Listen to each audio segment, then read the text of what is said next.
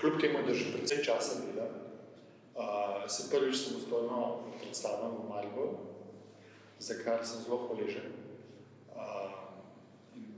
Najprej smo gledali, da sem bil povabljen, da bi razstavljal v Kibli, vendar zaradi profiliranih sten to ni ravno primerno za moje slike. In smo potem našli ta prostor ArtKit, kjer sem zdaj postavil to razstavo. Predstavljam slike, bom rekel, zadnjih 10 let, medtem ko sta dve sliki, to je ta za mano in še ena, tam sta pa malo starejši, ravno zato, ker se prvič tukaj predstavljam. In da se vidi še kakšna slika iz moje prejšnje faze, sicer so si po strukturi precej podobne. Nastaja pa ena razlika, včasih so bile moje slike bolj modre, zaradi tega, da sem to materijo lahko, ker modra barva ima to moč, da dematerializira objekte in kljub temu, da je to zelo konkretna materija, vzpostavi iluzijo. Ker jaz se v slikah ukvarjam s hkratnostjo materialnosti slike, to se pravi sliko artikulira kot trudno znan objekt, tako čisto kipatsko, bom rekel. Hkrati pa priznamo sliki tudi, da se jim ne da eliminirati iluzionistične komponente. Zmeni se kakšen del slike enostavno utre v prostor, povzroči iluzijo in tega se skoraj ne mogoče izogniti. Zato sem v eni fazi sprejel čisto pragmatično odločitev, da sliko sprejmem tako, kot je, in na en način artikuliram ta trodimenzionalni konkretni del in na drugem se ukvarjam s to iluzijo. Čeprav se to sliši mogoče malo paradoksalno, ampak to se mi zdi tako sodobno, stalno razmišljam o definiciji, kaj je to sodobna slika, kaj je slika danes. In za začetek sem čutil, da je to treba narediti. Pustimo zdaj vse druge vsebine, pa to se pravi konceptualno vprašanje teh del in tako naprej, ampak govorim samo o tem delu, kaj slika je, kaj ponuja.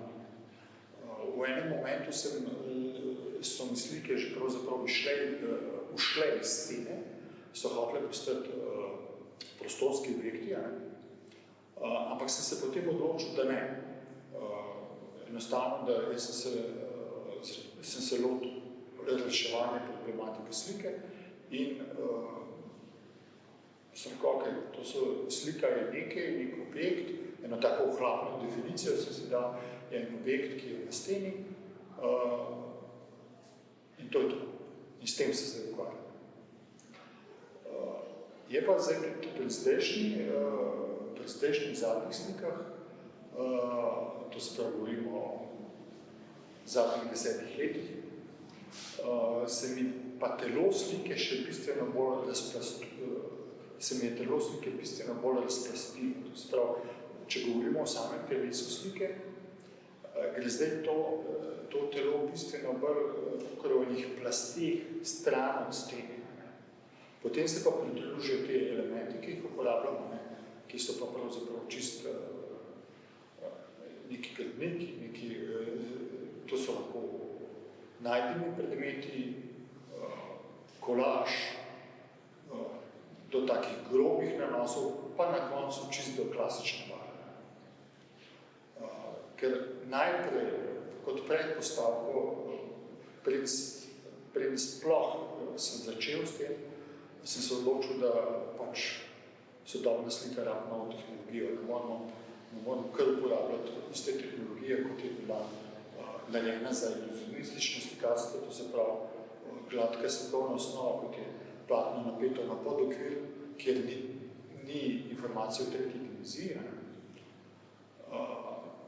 To se mi zdela, to je bila tehnologija, ki je bila narejena prav za povzročanje iluzije. In če gremo naprej, je treba pač novo tehnologijo razviti. Zato so moje slike postale take kot so. Zdaj ne bi pa se spuščal v druge vsebine teh slik, ki so po eni strani imajo čist neke filozofske, konceptualne nastavke, po drugi strani so pa moje osebne zgodbe oziroma doživljanje nekih dogodkov, dosti kompleksnih, ki jih poskušam v posameznih slikah zajeti v eni to, v drugo. Je pa, jaz jim včasih rečem, da so to kondenzati nekih doživljanj. Recimo, da čisto enostavno rečemo, da bomo vedeli, o čem govorim, je naprimer, da jaz dostikrat dam primer, da stojite na neki prašni podeželski cesti in mimo pred televizor visoke hitrosti v kamion, težek kamion, in najprej ga vidiš, ki se približuje, potem gre mimo tebe in se je že mimo ta oblak, ta piš, ki se ustvarja. In zdaj, kako bi to tak dogodek zabeležil, kako bi ga naslikal? In potem naredim to, vse te čase združim in jih dam v ta kondenzat.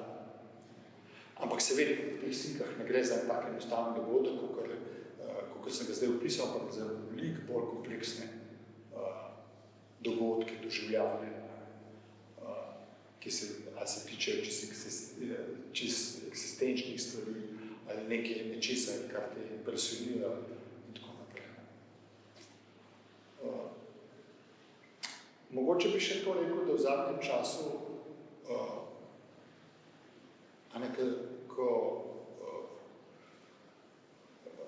ko doštudiraš, recimo, si zelo tako našpičen, bomo rekel tako, vse je treba razumeti, vse je treba teoretsko podpreti in tako naprej.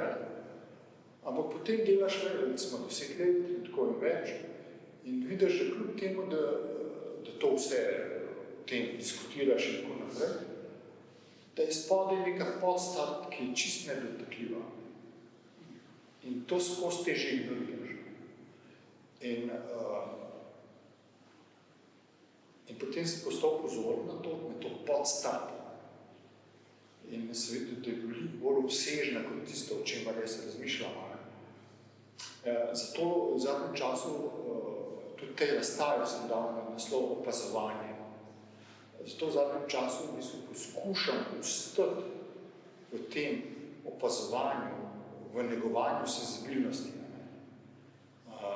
To pa sem razvil, skozi leta sem razvil način, recimo, preden se lotaš slike, jasno razmišljaš, celo pišem dostikrat, delaš skice, bereš in tako naprej.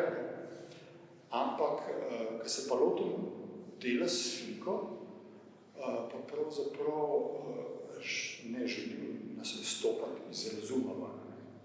In jaz temu rečem, da če se zalotim, da sem v glavi, takrat, ko delam sliko, se zavestno se poskušam umakati v celo telo in delovati s celim telesom. Rokam pa dopustiti, da naredijo tisto, kar telo hoče izraziti. In na nek način sem ugotovil, da na ta način, s tem principom lahko bistveno zajemam iz bistveno globjega bazena podatkov, bom rekel, iz bazena podzavesti. Včasih imam celo občutek, da je to skupinska zavest naša. In stvari, ki nastajajo s tem, to se pravi slike, so bistveno bolj neverjetne, bistveno bolj čudne, ki jih ne razumeš prvi moment, vidiš pa, da nekaj je v tem. Tako da to je nekaj, kar čemu pravzaprav želim, da slika ostane predvsem vizualna. Lahko je odprena z besedami, ampak bistvo slike je tisto, o čemu se mi da govoriti. To je bistvo slike. To me zanima.